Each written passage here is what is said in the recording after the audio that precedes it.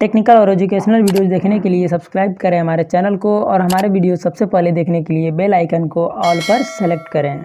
दोस्तों RRB JEE central railway की तरफ से आने वाली दोस्तों वो वैकेंसी है जिसका इंतजार काफ़ी स्टूडेंट्स काफ़ी बेसब्री से करते हैं। इसके दोस्तों कई रीज़न है। क्या रीज़न है दोस्तों, यहाँ पर एक साथ काफ़ी पोस्ट आते हैं कि अगर कोई स्टूडेंट अच्छे से तैयारी किया रहेगा दोस्तों उसका सिलेक्शन हो जाएगा। तो इसी वजह से दोस्तों काफ़ी ज़्यादा स्टूडेंट्स इसके लिए काफ़ी बेसब्री से इंतजार करते हैं। दोस्तों यहाँ पर पूरे इंडिया के जितने भी स्टूडेंट्स होते हैं वो इसके लिए एलिजिबल होते हैं। तो दोस्तों आज इस वीडियो में हम इसके बारे में पूरे कंप्लीट डिटेल के बारे में बात करेंगे। दोस्तों कंप्लीट इन्फॉर्मेशन मैं आपको देने वाला हूँ कि यहाँ पर आपका एलिजिबिलिटी क्राइटेरिया क्या होने वाला है, सिलेक्शन प्रोसेस क्या रहने वाला है, एग्जाम पैटर्न क्या होगा इसका। क्योंकि दोस्तों क्या होता है कि काफ़ी लोग इसका इंतजार तो करते हैं लेकिन अगर सही से पूछा जाए उनसे तो उनको इनके बारे में कोई जानकारी ही नहीं रहती है कि यहाँ पर कौन कौन से कितने कितने एग्जाम्स होते हैं, कौन कौन से सब्जेक्ट्स के एग्जाम होते हैं, सिलेबस क्या है, एग्जाम पैटर्न क्या है और यहाँ पर सिलेक्शन प्रोसेस क्या है। तो इसके बारे में जानकारी नहीं रहती है। तो दोस्तों इस वीडियो को देखने के बाद आपके मन में कोई भी डाउट नहीं बचने वाला। दोस्तों आपके सभी डाउट्स इसके रिगार्डिंग क्लियर हो जाएंगे। तो दोस्तों इस वीडियो के एंड तक जरूर से देखिएगा। दोस्तों यदि आपको वीडियो अच्छे लगे तो वीडियो को लाइक कर दीजिएगा और आपने अभी तक हमारे चैनल को सब्सक्राइब नहीं किया है तो दोस्तों चैनल को सब्सक्राइब कर लीजिए और दोस्तों अपने दोस्तों में भी इस वीडियो को शेयर कर दीजिए ताकि दोस्तों जो भी आरआरबी जेईई की तैयारी कर रहे हैं तो उनको इसके बारे में पूरी जानकारी हो जाए।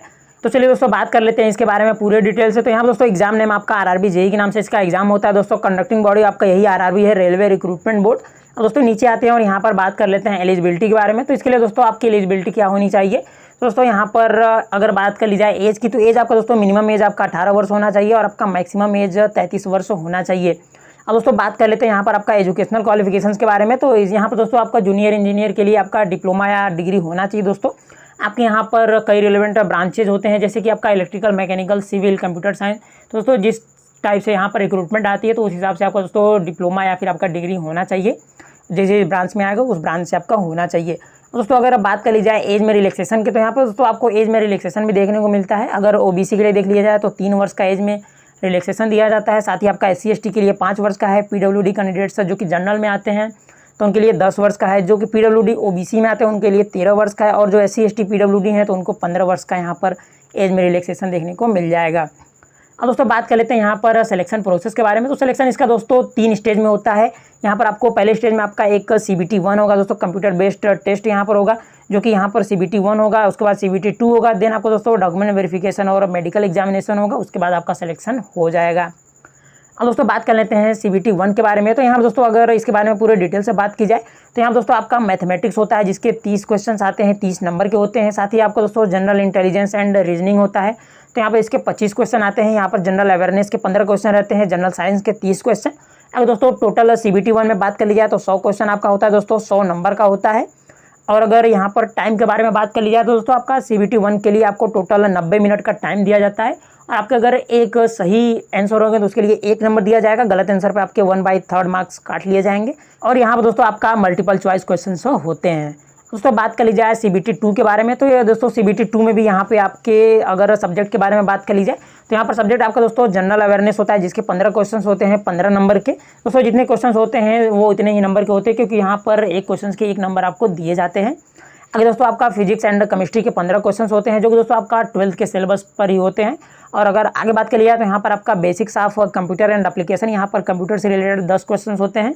और आगे आपका दोस्तों basics of environmental and pollution control तो यहाँ पर इसके 10 क्वेश्चन होते हैं। उसके बाद आपका टेक्निकल एबिलिटी के 100 क्वेश्चन होते हैं। ये मतलब दोस्तों यदि आप जिस भी स्ट्रीम से अप्लाई किए रहेंगे तो आपको उसके टेक्निकल के 100 क्वेश्चन होंगे। अगर आपका इलेक्ट्रिकल होगा तो आपका इलेक्ट्रिकल से 100 क्वेश्चन होंगे, मैकेनिकल के और आपके जिस भी ब्रांच से होंगे उस ब्रांच के 100 क्वेश्चन आपके होंगे। अगर दोस्तों बात कर लिया यहाँ पर टोटल क्वेश्चन के बारे में, टोटल आपको दोस्तों 150 क्वेश्चन होगा, 150 नंबर का होगा। और दोस्तों यहाँ पर अगर टाइम के बारे में बात कर ली जाए तो यहाँ पर दोस्तों आपको टोटल 120 मिनट का टाइम दिया जाता है, यानी दोस्तों 2 घंटे का टाइम आपको यहाँ पर दिया जाता है। और यहाँ पर भी नंबर का सिलसिला वही सेम रहता है दोस्तों, आपको एक क्वेश्चन के 1 मार्क्स दिए जाएंगे और अगर आपका रॉन्ग होता है तो 1/3 मार्क्स आपके कट कर लिए जाएंगे।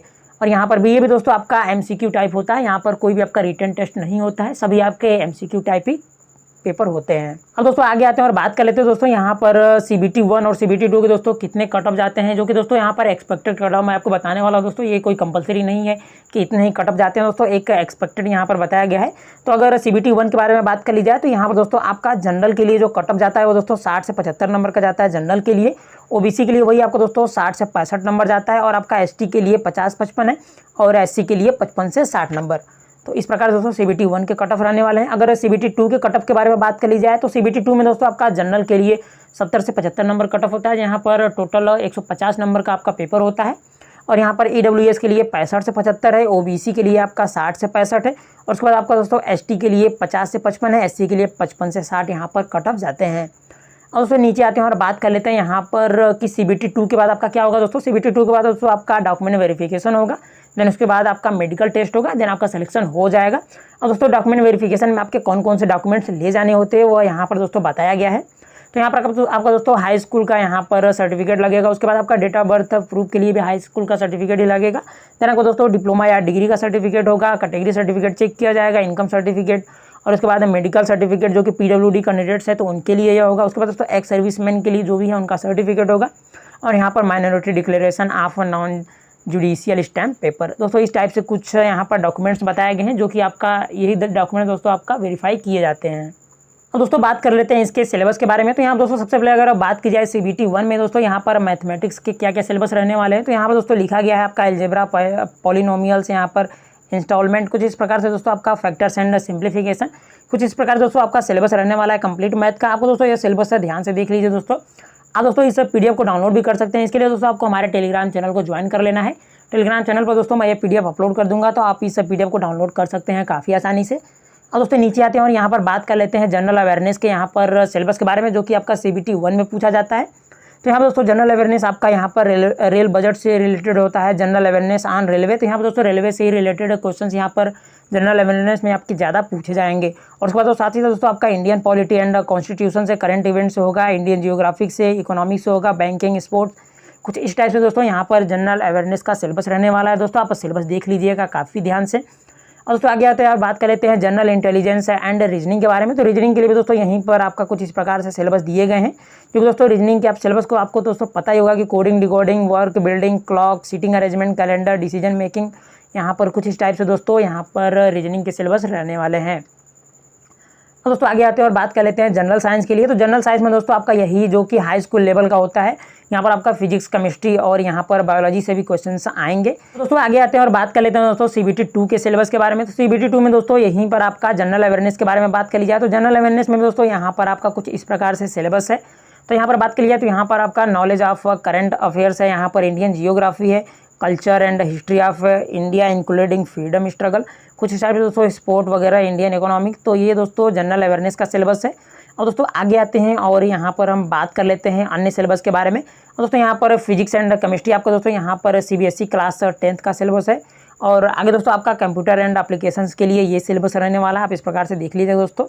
यहाँ पर लिखा गया है दोस्तों architecture of computer, input and output device, storage device, networking, कुछ इस टाइप से दोस्तों कंप्यूटर के जितने भी बेसिक क्वेश्चंस होते हैं वो यहाँ पर आपका CBT 2 में पूछा जाएगा। और दोस्तों आगे आते हैं और बात कर लेते हैं यहाँ पर इन्वायरमेंट एंड पोल्यूशन कंट्रोल के बारे में। तो यहाँ दोस्तों इन्वायरमेंट और पोल्यूशन से रिलेटेड आपके क्वेश्चन से पूछे जाते हैं CBT 2 में। और उसके बाद दोस्तों यहाँ पर आपका दोस्तों टेक्निकल एबिलिटी के क्वेश्चन होते हैं। तो यहाँ दोस्तों आपके जो भी आपके ब्रांच होंगे तो उस ब्रांच से रिलेटेड आपके 100 क्वेश्चन आते हैं। तो दोस्तों आपका यहाँ पर अगर इलेक्ट्रिकल होगा तो इलेक्ट्रिकल के लिए सिलेबस मैं आपको बता देता हूँ दोस्तों। यहाँ पर आपका मशीन से क्वेश्चन आएंगे, इलेक्ट्रिकल एंड इलेक्ट्रॉनिक्स मेजरमेंट से क्वेश्चन आते हैं। उसके बाद दोस्तों आपका basics of circuit and power electronics आता है, एनालॉग एंड डिजिटल इलेक्ट्रॉनिक है, सिग्नल सिस्टम है, पावर एंड कंट्रोल सिस्टम है, आपका सर्किट एंड मेजरमेंट सिस्टम, कुछ इस प्रकार दोस्तों आपका इलेक्ट्रिकल का सिलेबस रहने वाला है दोस्तों। आप दोस्तों इस प्रकार से देख लीजिएगा। और आगे दोस्तों यही है कि आप हमारे टेलीग्राम चैनल को ज्वाइन कर लीजिए। और दोस्तों ज्वाइन करने के साथ ही दोस्तों आप इस PDF को आसानी से डाउनलोड भी कर पाएंगे दोस्तों हमारे टेलीग्राम चैनल को ज्वाइन करने के बाद। दोस्तों यदि आपको वीडियो अच्छी लगी तो वीडियो को लाइक कर दीजिएगा, और अभी तक आपने हमारे चैनल को सब्सक्राइब नहीं किया तो चैनल को सब्सक्राइब कर लीजिए। और साथ ही दोस्तों ये वीडियो आप अपने दोस्तों में भी शेयर कर दीजिए, ताकि दोस्तों जिनको भी अगर इसके बारे में जानकारी नहीं हो तो उनको इनके बारे में नॉलेज हो जाए। और साथ ही दोस्तों आप इस सिलेबस को भी पूरा ध्यान से देख लीजिएगा। तो ये दोस्तों इलेक्ट्रिकल के लिए सिलेबस मैंने यहाँ पर बता दिया। यदि दोस्तों आप लोग कमेंट वगैरह करेंगे तो दोस्तों मैं सिविल और मैकेनिकल, कंप्यूटर साइंस, अन्य ब्रांचेस से भी रिलेटेड यहाँ पर वीडियो लेकर के आ जाऊँगा, RRB JEE से रिलेटेड। दोस्तों आपको वीडियो कैसा लगा आप हमें कमेंट में जरूर से बताइएगा दोस्तों। यदि आपको कोई डाउट होता है तो आप कमेंट करिए, और आपको वीडियो अच्छी लगी हो तो एक और प्यारा सा कमेंट कर दीजिएगा दोस्तों। मिलते हैं दोस्तों अगले वीडियो में। जय हिंद।